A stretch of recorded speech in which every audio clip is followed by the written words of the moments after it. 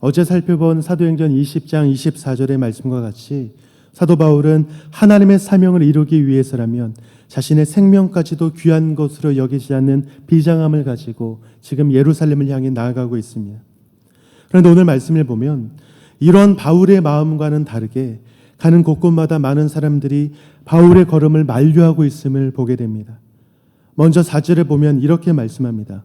제자들을 찾아 거기에 이래를 머물더니 그 제자들이 성령의 감동으로 바울더러 예루살렘에 들어가지 말라 하더라.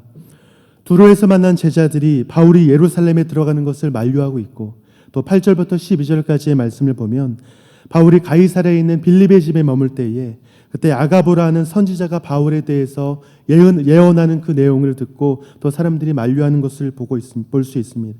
11절 말씀, 우리에게 와서 바울의 띠를 가져다가 자기 수족을 잡아매고 말하기를 성령이 말씀하시되 예루살렘에서 유대인들이 이같이 이 띠 임자를 결박하여 이방인의 손에 넘겨주리라 하거늘. 사도 바울이 가는 곳곳마다 많은 사람들이 이 여정을 만류하고 있는 이유는 이 바울이 가려고 하던 이 여정이 이 바울에게 얼마나 큰 어려움이 될 줄 알고 있었기 때문입니다. 그런데 이렇게 모두가 만류하는 이 여정을 바울은 계속해서 끝까지 감당하려고 합니다. 바로 그 이유가 무엇입니까? 그것이 하나님의 뜻이기 때문에 그렇습니다. 지금 바울이 감당하려고 하는 이 여정은 바울이 스스로 정하여서 결정했던 여정이 아니라 성령 하나님께서 바울에게 명령하신 여정이며, 특별히 하나님의 영광과 그 계획을 이루기 위해서 바울에게 예정하신 하나님의 뜻이기 때문에 바울이 지금 순종하고 있는 것입니다. 오늘 본문 4절 말씀에 보면 제자들이 성령의 감동으로 예루살렘에 들어가지 말라고 이야기하고 있다라고 그렇게 말씀하고 있습니다. 또한 아가보라는 선지자 또한 성령께서 말씀하시는 것을 지금 사람들에게 예언하고 있습니다. 바울을 만류하고 있는 그들이나 또한 바울이나 모두 성령께서 깨닫게 하심을 통해서 바울이 예루살렘으로 가게 되면 어려움을 당하게 될 것이라는 것을 깨닫게 되었습니다. 그런데 성령께서 깨닫게 하시는 것은 동일하지만 그 깨닫게 하시는 것에 대한 반응이 달랐다는 것입니다. 바울이 예루살렘으로 들어갔을 때 어려움을 당하게 될 것이라는 사실은 성령께서 깨닫게 하시는 것이 맞지만 그 말씀 앞에서 바울에게 예루살렘으로 나아가지 말라고 이야기하는 것은 하나님의 뜻이 아니라 그들의 마음이었다는 거예요. 사람의 뜻이었습니다. 바로 사명과 인생을 바라보는 시각이 다르기 때문에 서로 이런 상반된 결정을 지금 도출해내고 있는 것입니다. 바울은 자신의 인생보다 하나님께서 부여하신 사명의 가치를 더 위대하게 여겼기 때문에, 더 귀하게 여겼기 때문에 그런 선택을 하고 있는 것이고, 다른 이들은 그렇지 않기 때문에 일반적인 그런 판단을 하고 바울에게 그곳으로 나아가지 말 것을 만류하고 있는 것입니다. 물론 바울에게 이야기하는 그들 또한 지도자라는 그 바울을 사랑하는 마음 때문에, 아끼는 마음 때문에 그렇게 이야기했을 것입니다. 그리고 사실 그 반응이 우리가 보일 수 있는 일반적인 반응이기도 합니다. 그런데 오늘 말씀 가운데 바울은 그렇게 그들이 만류함에도 불구하고 어떻게 반응하고 있습니까? 우리 13절 말씀 함께 읽겠습니다. 13절 말씀입니다. 시작. 바울이 대답하되 여러분이 어찌하여 울어 내 마음을 상하게 하느냐? 나는 주 예수의 이름을 위하여 결박당할 뿐 아니라 예루살렘에서 죽을 것도 각오하였노라 하니. 여기서 말하는 마음을 상하게 한다라는 이 말씀 가운데 상하게 한다라는 것은 깨뜨리다라는 그런 의미를 가지고 있습니다. 다시 말하면 마음을 깨뜨린다라는 그런 의미인데요. 내 마음을 약하게 하지 말라라는 그런 의미로 말하고 있는 것입니다. 바울은 이미 사명을 위해 죽을 각오를 하고 그곳을 향해 나아가려 하는 그런 각오를 하고 있습니다. 그렇기 때문에 내가 그렇게 결정하고 그런 사명을 가지고 나아가기로 다짐하였으니 더 이상 내 마음을 흔들지 말고 내 마음을 약하게 하지 마십시오라고 지금 바울은 그들을 향해 이렇게 이야기하고 있는 것입니다. 이것이 바울이 보여주고 있는 믿음의 모습인 겁니다. 아무리 천하의 바울이라고 할지라도 이런 사명을 감당하는 것이 쉽지 않았을 거예요. 때로는 그 사명을 감당하기에 나아가는 그 발걸음이 두렵기도 하며 현실의 어려움 때문에 멈추고 싶은 것이 현실일 것입니다. 또한 다른 사람들이 바울이 그들을 향해 예루살렘을 향해 나가지 말라라고 그렇게 이야기할 때 그 마음이 흔들릴 수밖에 없는 것이 현실일 것입니다.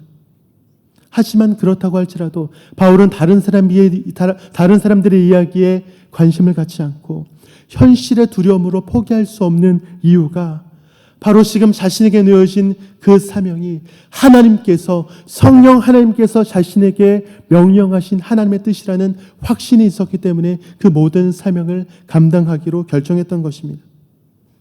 일사각오의 마음, 죽으면 죽으리다라는 그런 마음을 가지고 지금 예루살렘을 향해 나아가고 있는 거예요.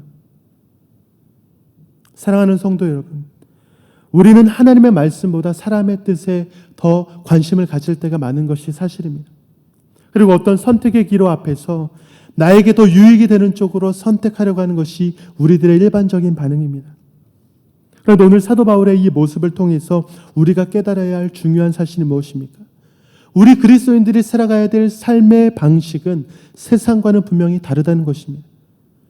사람의 뜻이 우선이 아니고 나에게 유익이 되는 것이 우선이 아니며 오직 하나님께서 우리에게 부여하신 그 사명을 이루기 위해 선택하며 나아가는 것이 바로 우리 그리스도인들이 살아가야 할 삶의 방식이라는 것입니다.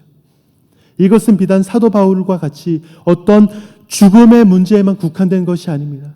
이렇게 큰 위대한 사명에만 국한된 것이 아니라 우리가 살아가면서 선택하며 나아가는 모든 초점이 내가 아니라 하나님의 영광이 되어야 함을 이야기하는 것이고, 나에게 말씀하신 그 사명, 나에게 맡겨주신 그 사명이 인생 가운데 가장 최우선의 선택이 되어야 함을 우리에게 말씀해 주고 있는 것입니다.